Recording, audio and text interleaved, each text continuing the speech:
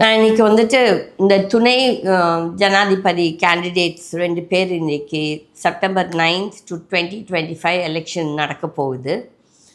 நான் வந்து first my appeal நான் வந்து இந்த பாராளுமன்ற ராஜ்யசபா அண்ட் லோக்சபா மெம்பர்ஸ்க்கு அப்பீல் பண்ணுறேன்.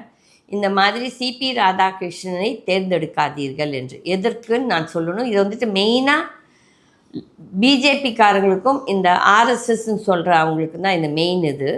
என்னென்னால் இந்த சிபி ராதாகிருஷ்ணன் வந்து எவ்வளோலாம் ஊழல் செய்திருக்கான்னு சொல்லிட்டு 2019 எலெக்ஷன் கோயம்புத்தூரில் லோக்சபா எலெக்ஷனில் சிபி ராதாகிருஷ்ணன் ஒரு கேண்டிடேட்டாக நின்று அந்த கேண்டிடேட்ஸர் அப்போ நான் ஒரு வீடியோ பண்ணியிருந்தேன். இந்த மாதிரி அவர் செய்த ஊழல்கள், இந்த ஊழல்கள் எல்லாம் எனக்கு கொடுத்ததே ஆர்எஸ்எஸ்காரங்கள் தான். ஆர்எஸ்எஸ்ல இருக்க ஒரு நபர் 2 நபர் தான் வந்து என்ன அந்த வீடியோவே பண்ண சொன்னாங்க.